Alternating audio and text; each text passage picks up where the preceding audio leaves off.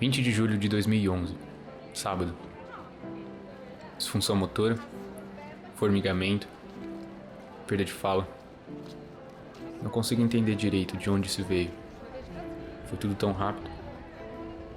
Minha família de longe conversa sobre isso também. Não conversam comigo.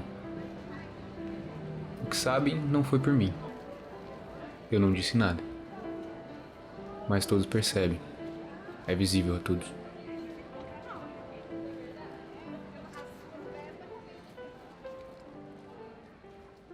Eu descobri em 2005. Foi muito engraçado porque eu estava bem, né? Como todo mundo estava bem, feliz da vida. E eu fui almoçar com uma amiga. E essa minha amiga, por coincidência, ela é tetraplégica. Ela só mexe o pescocinho. Aí eu fui almoçar com ela, então eu fui fazer o prato dela. Quando eu voltei com o prato dela, ela falou para mim: Ana, você sempre teve um andar esquisito, mas hoje está demais. O que você tem? Porque até no meio médico não é muito conhecido. A gente vê isso eu vi isso, porque eu passei por ortopedista, passei por clínico geral. Ninguém nem desconfiava que fosse a esclerose que estava surgindo uma possibilidade. Portador, eu acredito que seja desde os 17, 18 anos, que é quando eu comecei a sentir dores nas pernas, mas até então eu não sabia o que era. Eu vinha ter o diagnóstico mesmo com 32 anos. Foi diagnosticado com esclerose múltipla, 32, 33 anos, uma coisa assim. Eu estou com 67, então já faz um bom tempo já. Em 2016, acho que, se eu não me engano, lá por outubro, novembro, a visita dupla, durou, fui em vários oftalmos, fui no oftalmo para ver, não imaginava também, não diagnosticou nada, fiz vários exames de vista. Eu estava com uma dormênciazinha na lateral do pé direito. Nada, uma dormência. De manhã eu falei assim, faz o seguinte, vai lá, paga uma consulta só pelo menos para te tirar da cabeça o que é isso. Daí pegou uma consulta, foi com o médico, ele fez um eletro da cabeça, ele viu que deu alterado, só que ele me falou, olha, o seu eletro deu um pouquinho alterado, só que para mim ter certeza do que você tem, para mim te falar, eu preciso de uma ressonância. Somente assim eu vou poder te falar o que você tem. Eu estava internada no Hospital Oswaldo Cruz, me levaram para um outro hospital para fazer a ressonância magnética, ainda daquela época que era três solos, né? Três andares, eu não sei como é que chama, subsolos, entende? Então, e aí deu esclerose múltipla.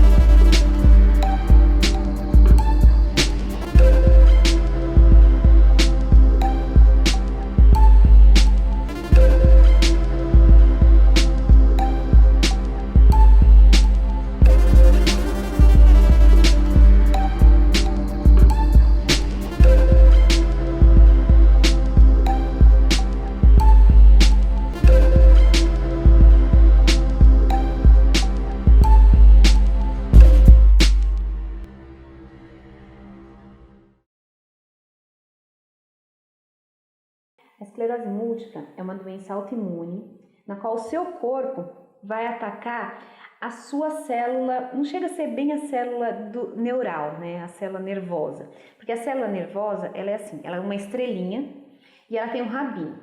E esse rabinho, ela tem tipo uma fita isolante que passa nesse rabinho. Então, as suas células imunológicas, o seu corpo começa a atacar esse rabinho, essa fita isolante. E ela vai destruindo isso daí, vai destruindo essa bainha de mielina, que é essa fita isolante. E nisso dá problema na condução nervosa e dependendo da área que atacar, ela acaba ocasionando o sintoma. Ela não destrói o neurônio, ela destrói essa bainha. O primeiro impacto é muito ruim. O primeiro impacto é muito assustador. Depois você vê que não é tão ruim, ou pode não ser tão ruim. Eu fiquei meio balançou, né? Porque a gente fez esclerose. Esclerose é problema na cabeça, né? A gente só sabe desse problema aí que tem a esclerose, esses negócios de pessoas que ficam ruim. E eu fiquei preocupada, acho que eu levei mais ou menos um ano, fiquei meio chocada com o diagnóstico. E depois a perna foi parando, eu fiquei praticamente quase 10 anos sem andar, sem movimentar braço, perna, só mexendo a cabeça. Então, vale a importância de um bom diagnóstico, né, tanto da parte médica quanto da fisioterapia, que nós iremos trabalhar em cima disso. Os pacientes eles vêm se queixando muito, mas além das queixas deles que nós devemos trabalhar, tem que ter essa avaliação para a gente traçar os objetivos e as condutas desses pacientes para que o tratamento seja melhor. Né? E muitos pacientes já vêm com a sua queixa pronta de casa. Eu não consigo levantar a mão, eu não consigo sentar, eu tenho uma dificuldade maior para deambular. Então a gente vai trabalhar sim as queixas do paciente, mas também o que nós estamos vendo na avaliação. Não tem um padrão para a esclerose. Cada pessoa pode manifestar de um jeito. Vai depender, assim, você pode conversar com 30 pessoas, vai ser 30 sintomas diferentes. Nenhum vai ser igual, vai ser bem diferente. É uma gama de sintomas, não tem jeito. Tenho lesões no encéfalo, em algumas regiões de sensibilidade. Tenho também uma região, uma lesão numa região que é de emoções, de temperamento. É uma lesão irreversível e a minha lesão maior está na coluna, entre C4 e C7, né, nessa região. Por isso que todo o meu lado esquerdo perdi força, perdi coordenação, sensibilidade. Porque depende muito, é muito variável mesmo, não tem como. Porque tem gente que só tem dor, tem gente que só tem formigamento e tem gente que praticamente nem respira. Dá problema respiratório, problema para andar, parte motora. Então realmente não tem padrão. A gente, através os sintomas classificam a tua esclerose, se ela é mais grave, se é mais leve, isso é mais a classificação e o tratamento, se a gente vai ser mais agressivo ou não. Mas para fazer o diagnóstico, não. Um tratamento assim... Olha, o meu negócio, né, eu só assistia televisão, mais nada. Quando dava para assistir, e ficava deitado, sentado, mais nada. Não podia fazer nada, um pouco conversava, e eu também teve problema na fala. Em 2009, eu fiquei sabendo que tinha transplante de célula-tronco. Daí eu peguei aquilo pra mim. Eu falei, nossa, fiquei empolgado, eu quero fazer esse transplante. Daí ele falou assim, você faz o seguinte, você fala pra sua médica que você quer fazer transplante. Daí eu comecei a pegar no pé da médica, falei, doutora, eu quero fazer transplante, porque ele disse que é muito bom. Daí ela falou assim pra mim, olha, só que a gente pode até fazer, não vou descartar a hipótese de a gente não fazer. Só que primeiro de tudo, você vai ter que testar toda a medicação que tem no hospital. Assim, hoje não é tanto a primeira linha de escolha, né? A gente começa, hoje em dia tem coisas melhores no mercado. Mas antigamente a gente usava o interferon, que era a primeira linha, né? Aí depois foi evoluindo, hoje em dia tem a medicação comprimido, que é o fingolimod, tem as injetáveis, que é uma vez por mês. Então, existem vários tipos de medicação. Existem os tratamentos alternativos, que são adjuvantes. Eles não são, na literatura, eles não são de escolha. Você não pode usar só eles. Você pode associar eles, né? Então, assim, são as altas doses de vitamina D. Essa é uma opção minha, porque eu não vou dizer para você, não é certo, não tomar não. Isso foi uma decisão minha. Há muitos anos eu resolvi parar, falei, eu não quero mais tomar nada e quero que a vida siga o curso que ela tem que seguir, entendeu?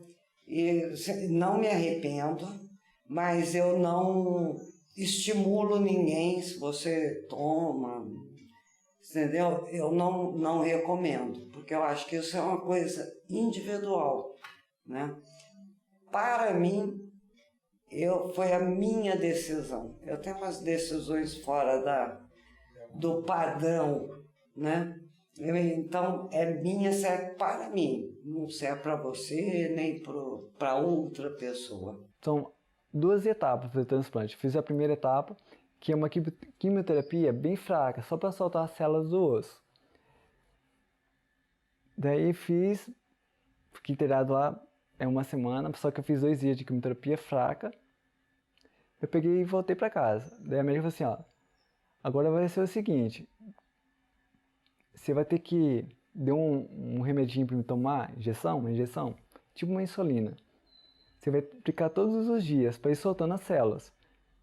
Só que todo dia você vai ter que vir no hemocentro fazer um exame para ver se a célula está solta no corpo, para a gente poder fazer o transplante.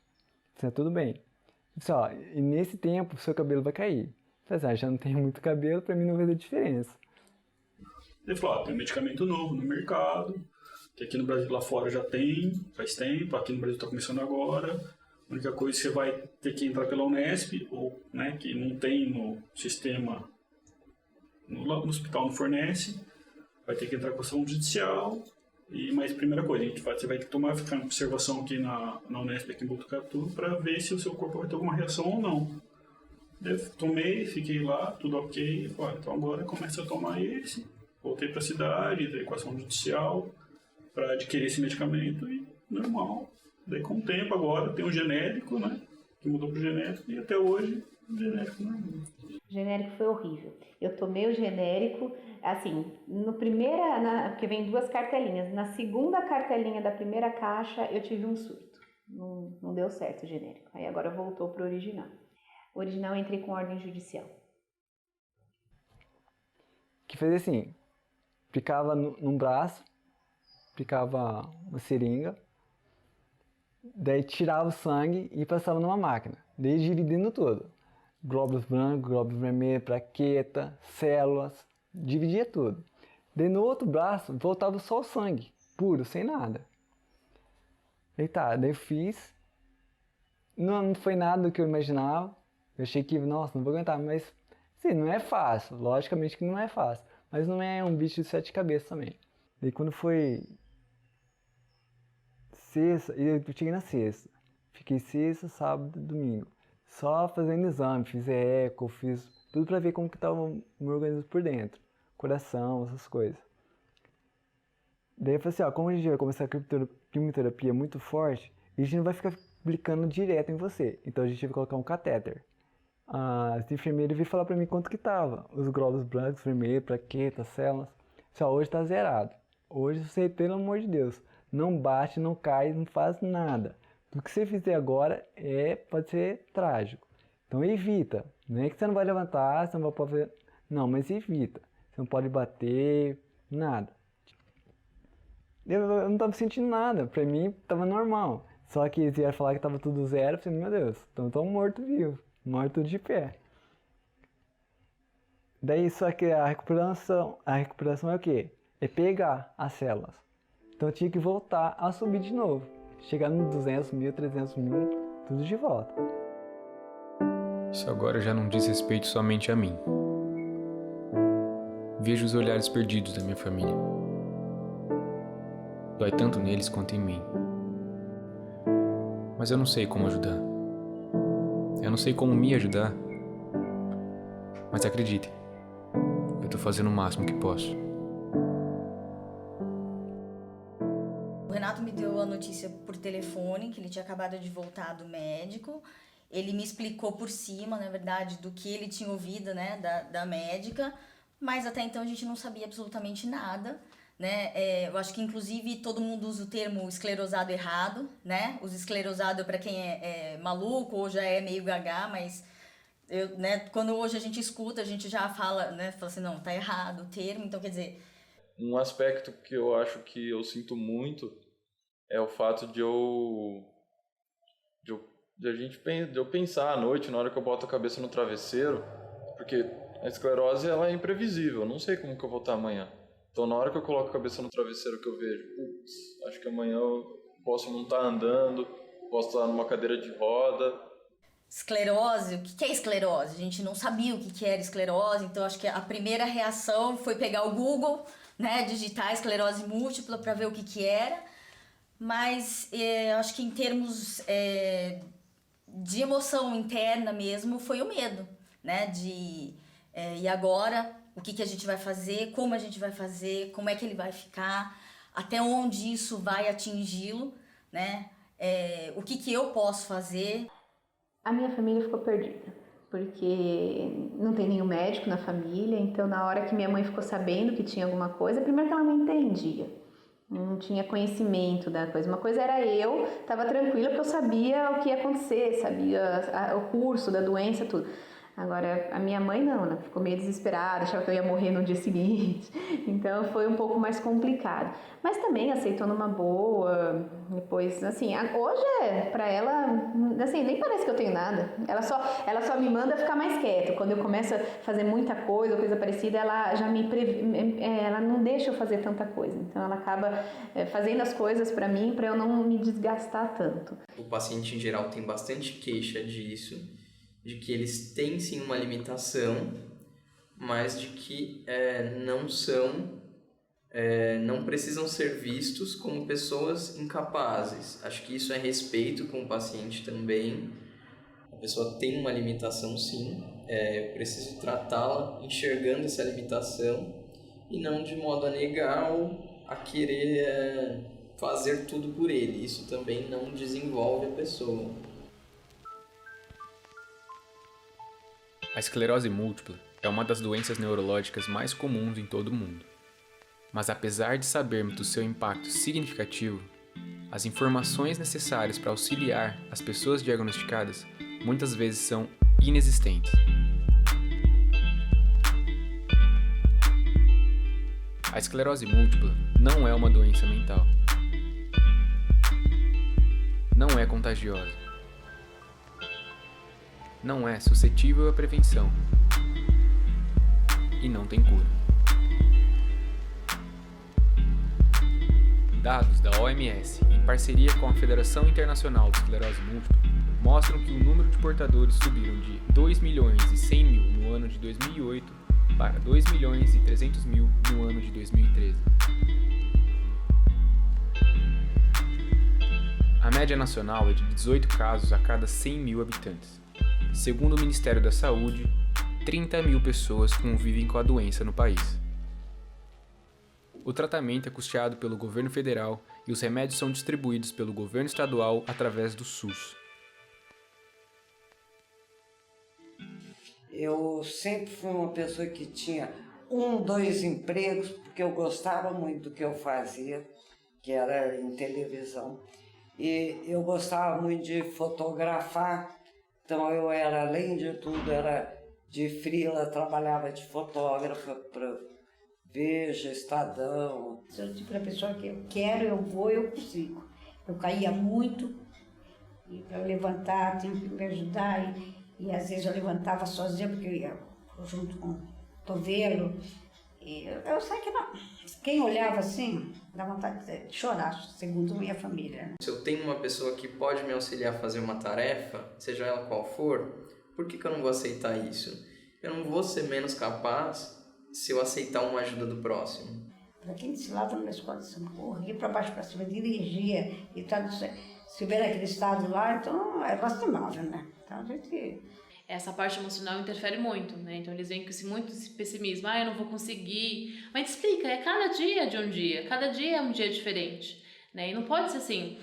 Hoje mesmo veio um paciente, ele tá com problema no serviço, tudo, e eu vi que realmente ele estava mais cansado, a cara mais estranha. Conversando com ele, ele falou que eram problemas no serviço, né? Então a parte emocional, essa fadiga, acaba interferindo nas terapias, acaba interferindo nas atividades deles. A esclerose não vai te deixar inválido, porque ela falou assim, ele pode te deixar numa cama às vezes por 3 anos. O que vai te deixar inválido é você desistir e não trabalhar o seu músculo e ele atrofiar. Aí sim, ele falou, mas por causa da esclerose, não. É ruim. Daí você tem que realmente fazer um trabalho interno e falar, bom, tá bom, eu não consigo mais andar daqui até ali, como que eu vou fazer isso? Porque isso tudo é uma conquista. Então, são informações que a gente vai obtendo com os anos, né, com os estudos, que vai deixando a gente feliz e que vai fazendo com que a nossa vida, assim, seja normal.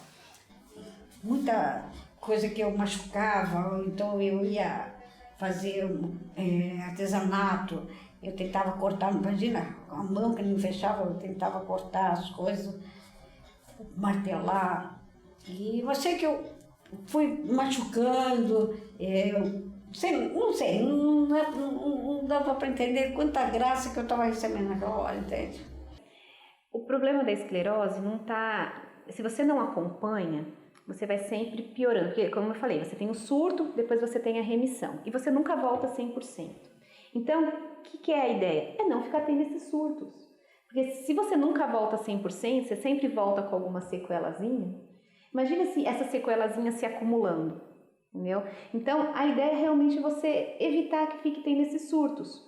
Porque com os anos vai desgastando e você vai tendo morte neuronal com os anos, não é da noite pro dia. Foi o que eu falei, ela não ataca o neurônio, ela ataca a bainha, mas sempre ficando uma sequela. Então vai chegar uma hora que vai acabar morrendo aquele neurônio. E aí com o tempo você vai ficando com sequelas cada vez mais graves. Então a ideia realmente, o acompanhamento, tudo isso é importante para isso, para evitar mesmo esses surtos.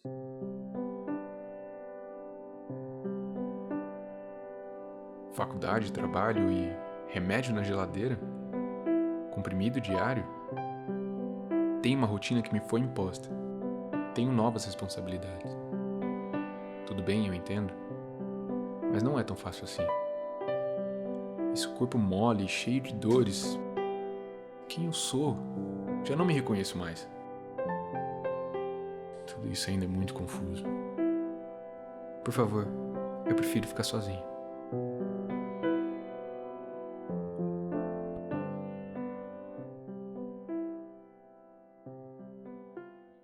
Os sintomas da esclerose múltipla, como a fadiga, a questão motora, a depressão, as dores, eles podem ser controlados com a alimentação. O meu estudo ele é sobre investigar o efeito da fadiga muscular no controle postural de pessoas com esclerose múltipla.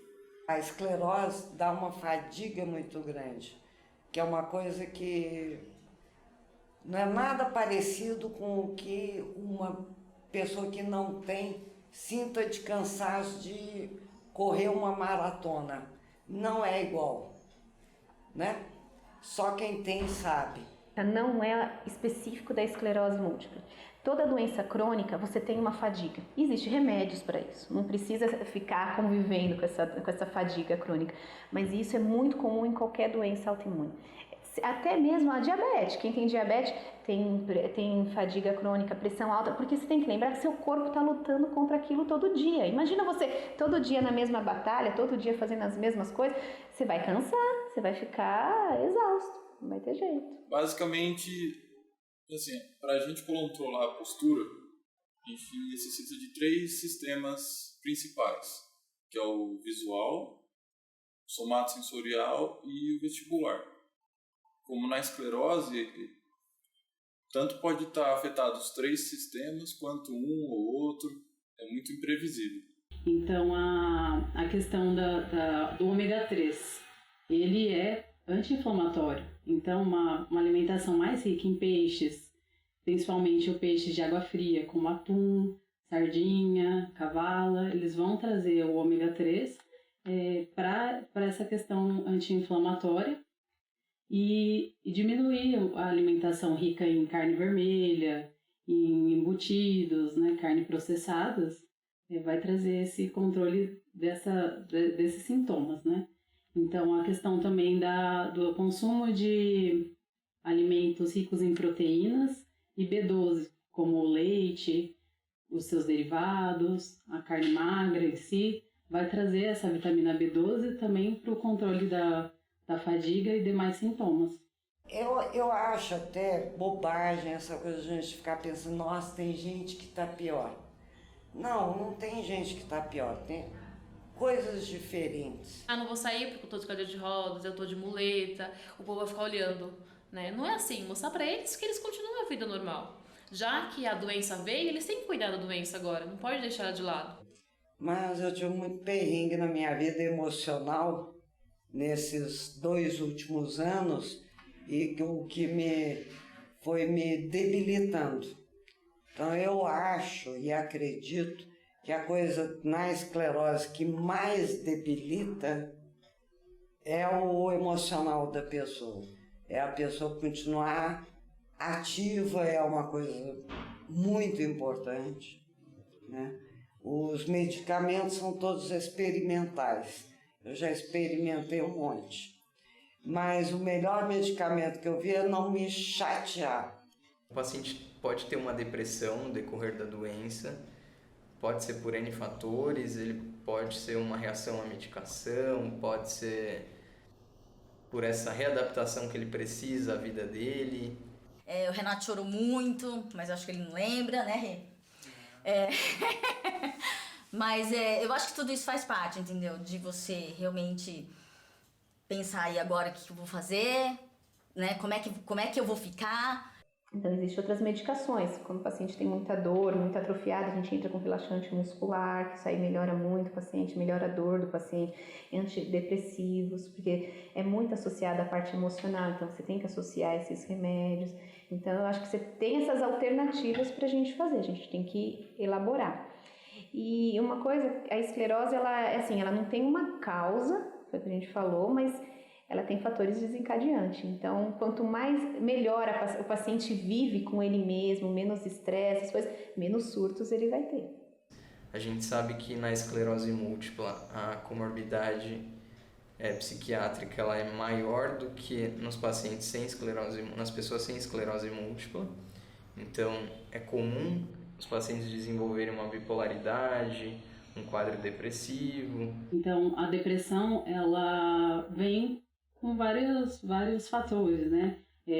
Com desânimo, até a mudança do humor. E nós temos alimentos que eles são precursores da neurotransmissor serotonina. Então, a serotonina que traz o bem-estar, a felicidade, o humor, ela pode ser encontrada através do seu precursor, que é o triptofano. E, onde a gente acha, né, esse triptofano?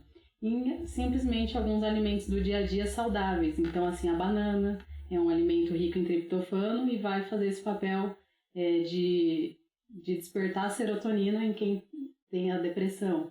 O leite, o próprio, como eu disse, os próprios alimentos ricos em vitamina B12 também vão fazer esse papel. Então, o leite, os seus derivados, a carne magra. Então, através da alimentação, a gente também pode melhorar o humor. Exercícios resistidos têm mostrado que, além do aumento de força, que já é esperado para qualquer população, o indivíduo com esclerose está tendo hipertrofia da massa encefálica. O que isso quer dizer? Tem áreas do sistema nervoso central que ela aumenta. Com a esclerose, ela já tem uma tendência a diminuir bruscamente. O exercício físico resistido, o que ele faz? Ele atenua, às vezes até hipertrofia algumas áreas.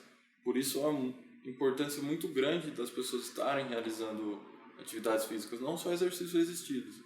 Tem estudos com tai chi, com pilates.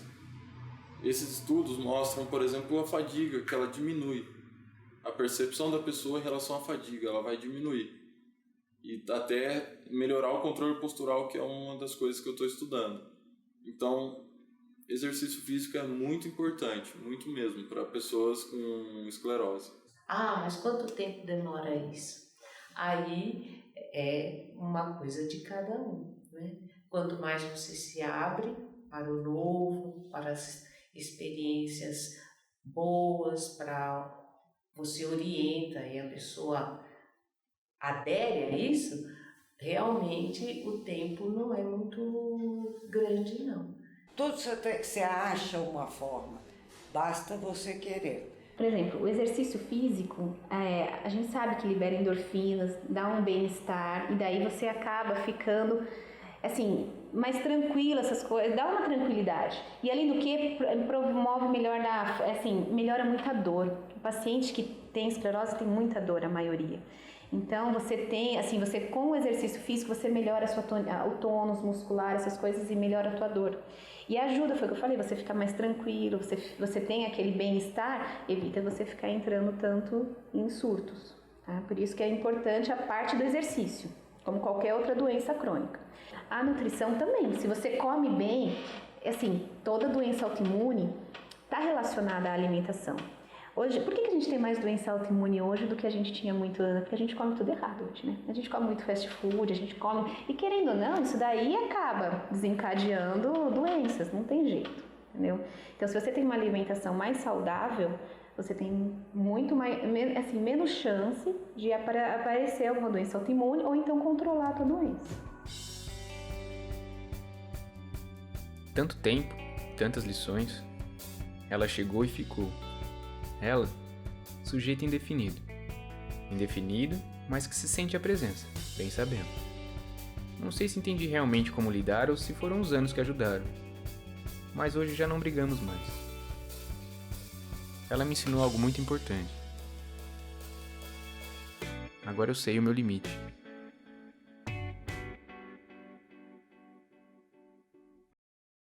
Veja uma diferença tremenda, porque aprendi a dar mais valor na vida, as coisas mínimas, principalmente que a gente nunca dá valor. Que nem andar, eu sempre falo com minha esposa, se vai trabalhar de bicicleta, pega uma bicicleta para trabalhar de bicicleta, você não sabe como que é bom isso daí. E eu gostaria de andar de bicicleta hoje. Eu acho que depois que eu tive o diagnóstico da esclerose, eu comecei a ter mais empatia pelos outros. Não só com o meu amigo que tem também esclerose, mas com a pessoa que está do meu lado, ou eu vejo alguma coisa de notícia e eu sinto como aquilo me machuca. É você ver o mundo por outro ângulo, mesmo porque agora eu vejo o mundo, para mim, é nessa altura, não é mais de em pé. Né? Então é nessa altura. Então eu vejo o mundo de outro ângulo. Não é nem melhor nem pior, nem nada. É o que é. Sabe, eu não sei se a minha...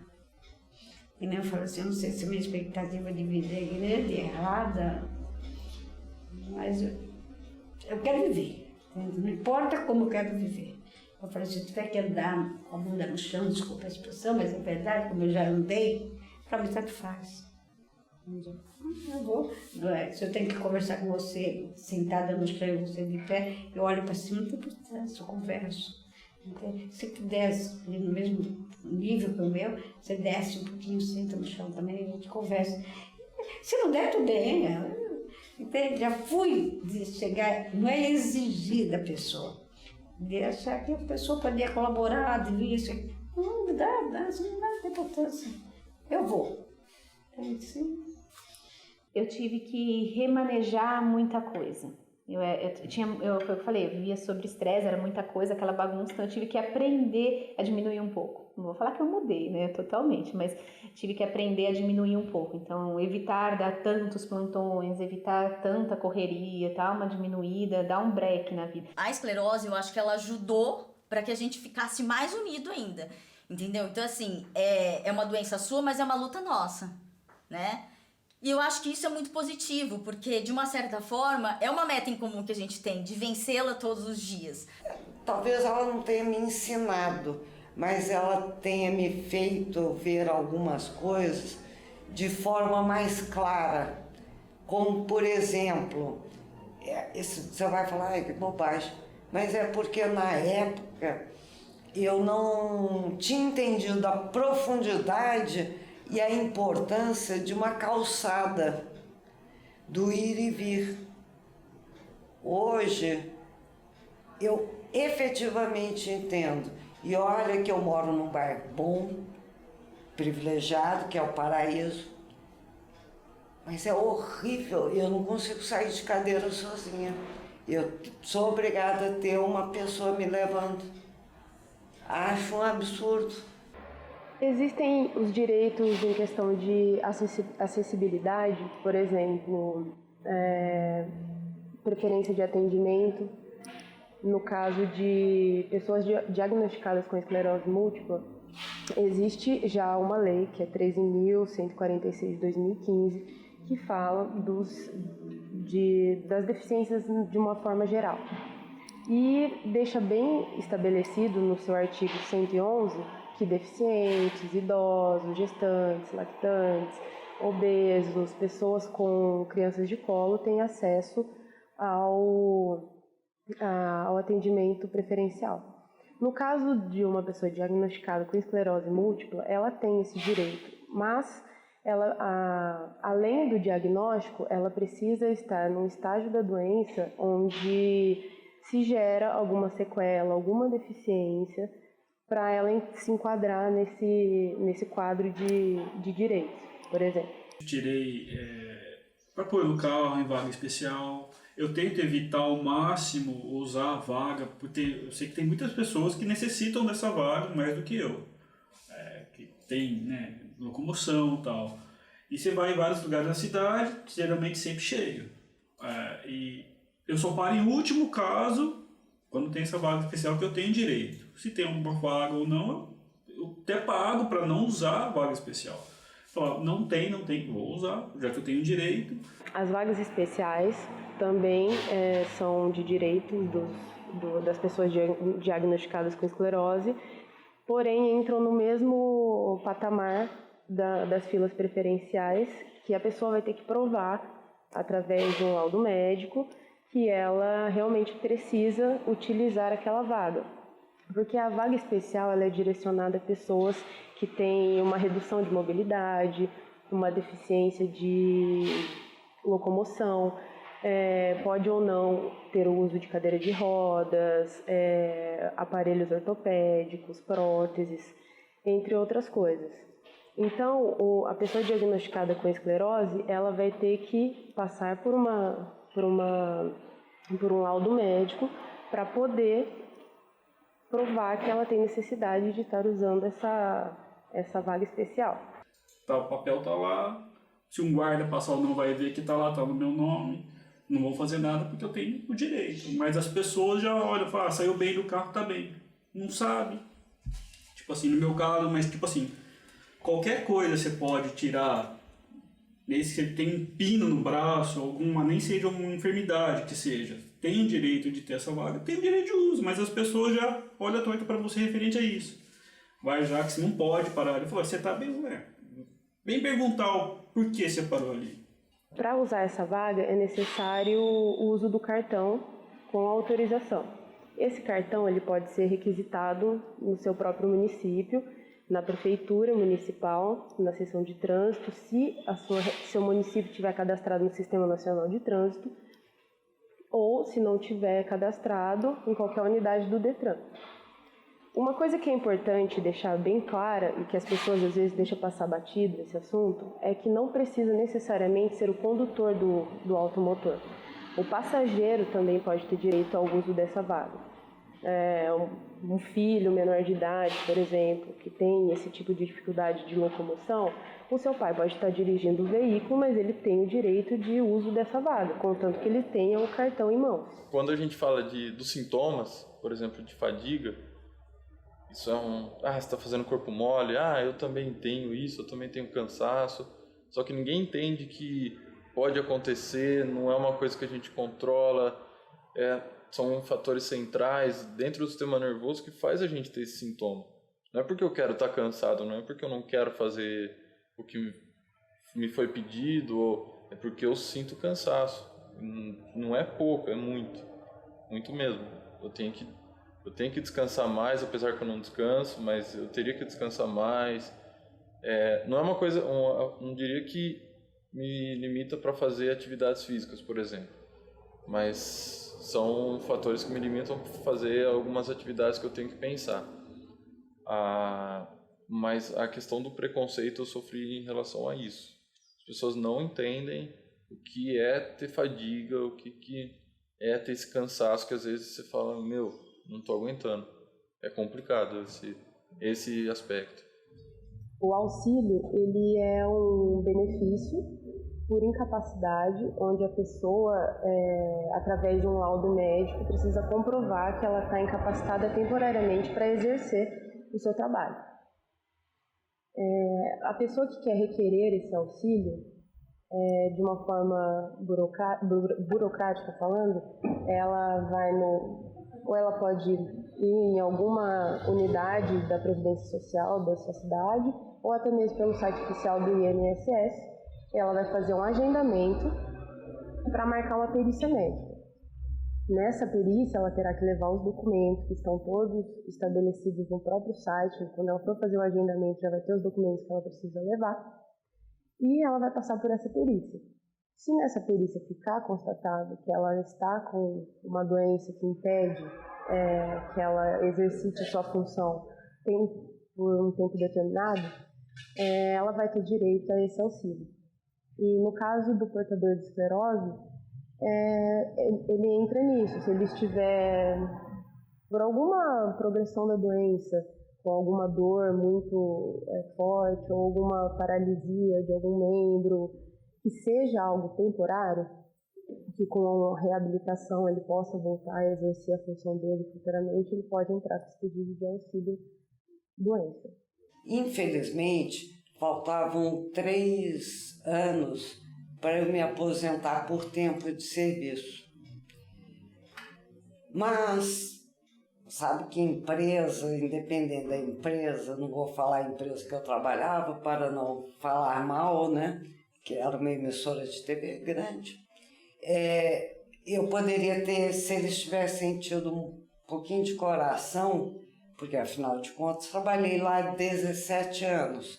Eles sabiam da minha situação e eles poderiam não ter me mandado embora. Porque isso me prejudicou, é uma das coisas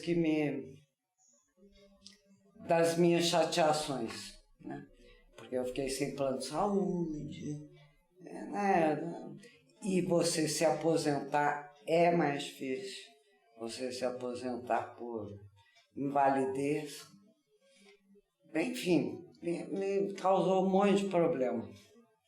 A aposentadoria já não é uma coisa temporária, é uma coisa permanente. É um benefício que é dado ao segurado quando ele está incapacitado permanentemente de exercer as suas funções no seu trabalho e também não pode ser reabilitado a um outro tipo de trabalho por ordem da perícia do INSS. Ela vai passar por perícia e vai ser detectado que ela não consegue mais exercer a sua função e nem ser reabilitada em um outro tipo de trabalho. Os requisitos para aposentadoria por invalidez são os mesmos do auxílio doença, tanto que o caminho é esse. Você pede primeiro o auxílio doença e se a perícia do INSS constatar que não é algo temporário e sim permanente, a opção da aposentadoria será um caminho para esse segurado. Constatado que a pessoa realmente não consegue voltar ao seu trabalho, que é algo permanente, ela vai se aposentar e ela vai passar por reavaliações periódicas de 2 em 2 anos. Ela terá que ir ao INSS para ser feita uma nova perícia, para ver se essa incapacidade permanece e assim por diante.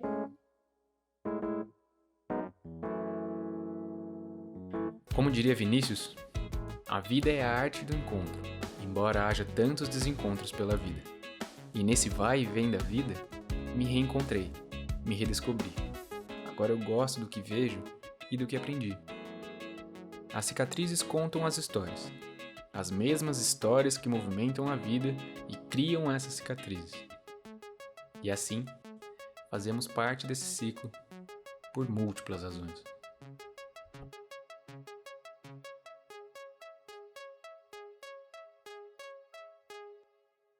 Eu acho que eu posso definir em uma palavra, esperança. O que o Rê falou, o que você, para quem acabou de descobrir, é um baque, vai ser sempre um baque, entendeu? Porque você sempre quer ser saudável, né? Mas, enfim, meu pai sempre me ensinou duas coisas, né? Ou você reclama, e aí você vai ter dois problemas, porque você vai estar reclamando e você vai ter a doença. Ou você tem, entendeu? Aceita e vai pra frente, né? Porque não tem o que fazer. A vida não acabou. Eu acho que se você encarar que a vida acabou, é pior. Então, acho que você tem que aprender a lidar com as suas limitações. Foi o que eu falei, você vai ficar com alguma sequela. Eu fiquei com os pés, assim. Então, você se adapta, você sabe que você vai conviver com aquilo. Não desanime. Não vai olhar lá na internet. O Dr. Google é bacana, mas não leve tudo a sério. E isso é uma coisa individual para cada um. Então, sabe, foco em você. Isso é importante, você ter foco em você, no seu bem-estar, o que faz bem para você. Trocar informação é ótimo, mas você não absorve, ele tem dor, é dele, não é seu. Põe na sua cabeça que use só o que é seu, não do outro. E nada é definitivo. A gente não pode ficar parado, como eu disse, se a gente ficar parado, a tendência é só piorar. Então, o começo é difícil, vai ter 1 milhão de perguntas passando na sua cabeça, você vai botar a cabeça no travesseiro, vai falar, e agora? O que vai ser da minha vida? As pessoas que estão ao meu redor, eu vou ficar dependente delas? Eu falo para não pensar nisso. Eu até acabo sendo um pouco hipócrita nesse sentido, porque às vezes eu me pego pensando.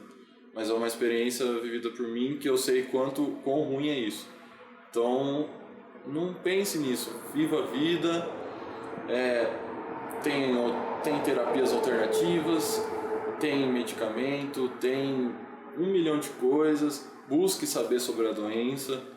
Pergunte para o seu médico, para o seu educador físico, cobre dele o aprendizado que ele tenha para passar para você em treinamentos, fisioterapeuta, mesma coisa, nutricionista, qualquer pessoa da área da saúde, cobre dele esse saber, porque é muito importante. Viver com a urgência de que houvesse uma só vida, e a paciência leve de que a vida é infinita. Ninguém sabe a verdade, mas nunca será tarde, enquanto um problema for uma oportunidade. Quero poesia que preencha o meu peito, pra me provocar, pra entender o meu defeito.